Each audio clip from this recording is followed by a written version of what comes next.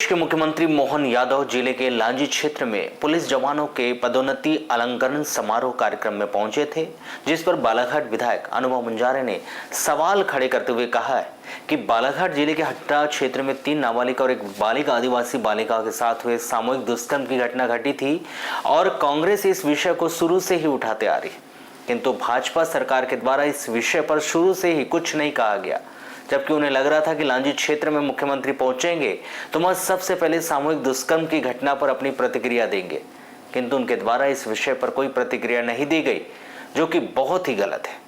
जबकि सरकार बेटियों को पढ़ाने सहित अनेकों योजनाओं चलाकर अपने आप को महिलाओं का हितैषी होने की बात कहती है, किंतु यह सिर्फ एक चुनावी बातें है। भाजपा सरकार की कथनी और करनी में बहुत अंतर है। इस विषय को लेकर बालाघाट विधायक ने मुख्यमंत्री को आड़े हाथों लिया।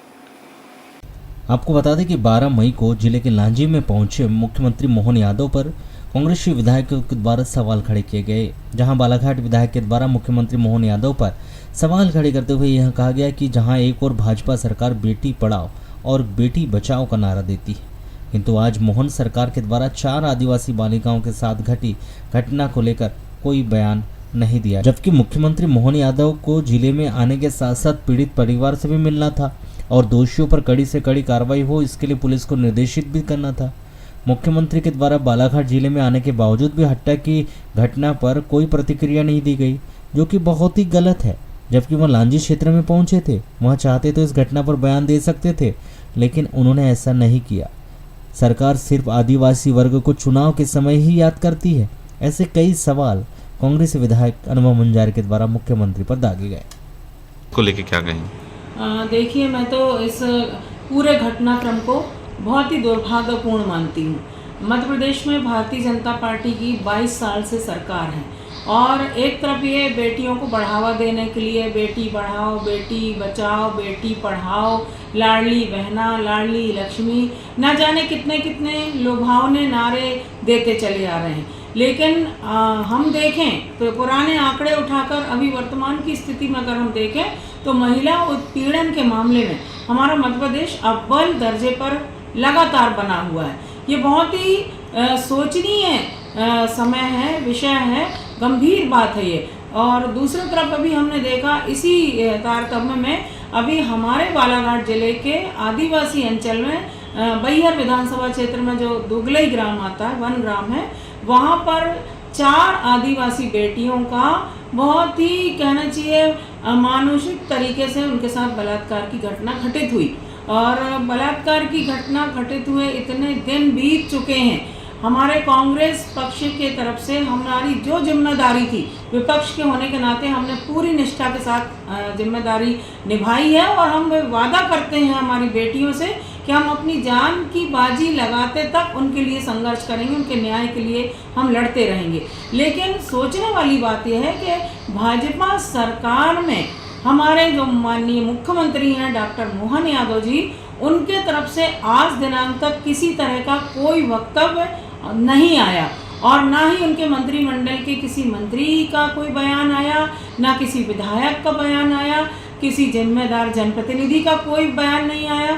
तो मेरा तो यही कहना होता है कि इनकी संवेदनशीलता गई कहाँ जाके इनकी संवेदनशीलता समाप्त हो गई। आज फिर हमारे बालाघाट जिले में मुख्यमंत्री मोहन यादव जी का आगमन हुआ है, लेकिन वो हमारी बेटियों के आंसू पोंछने के लिए नहीं हुआ है, हमारे उन दुखी पीड़ित आदिवासी परिवारों के लिए नहीं हुआ है जो इस घटना से बुरी तरह से आहत हुए हैं और बहुत तकलीफ में हैं, वो लोग डरे हुए हैं, सहमे हुए हैं, उनके लिए नहीं हुआ है। वो जो नक्सलवाद को ख़त्म करने के नाम पे फर्जी एनकाउंटर की लगभग हम जानते हैं कि फर्जी एनकाउंटर की घटनाएं हमारे ज़िले में ज़्यादा होती हैं। पुलिस प्रशासन भोले भाले ग्रामीण आदिवासी भाइयों को ये बताकर कि ये नक्सलियों से मिले हुए हैं, नक्सलियों को ये प्राश्रय देते हैं, इनको खाने की व्यवस्था करते हैं, इनको अपने घरों में ठहराते हैं, इस तरह का आरोप लगा के और उनको इनकाउंटर कर दिया जाता है। और इस तरह के कितने फर्जी इनकाउंटर हैं, अगर इनकी सही तरीके से जांच पड़ताल हो जाए तो मुझे लगता है पुलिस विभाग जो है पूरा कटघरे में खड़ा हो जाएगा।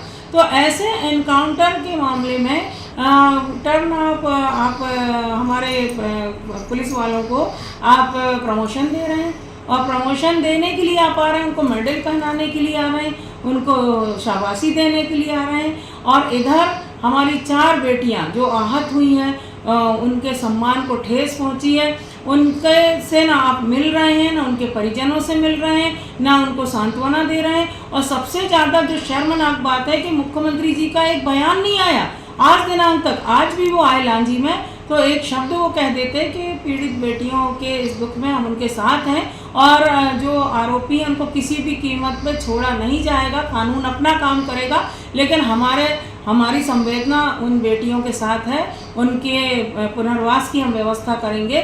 सिर्फ सरकारी तौर पे जो निर्धारित है आदिम जाति कल्याण विभाग के तरफ से जो राशि निर्धारित है, बस वो राशि दे के आपने अपने कर्तव्यों की इतिश्री कर ली।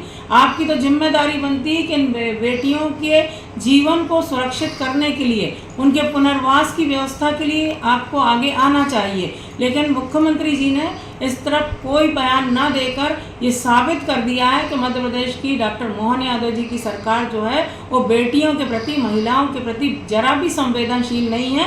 सिर्फ वोट की राजनीति कर रही है ये सरकार और ये पार्टी। जब चुनाव आता है तो महिलाओं को लोक लुभावने वादे करके ये वोट लेने का काम करते हैं। 2023 के चुनाव में यही स्थिति बनी थी। लाडली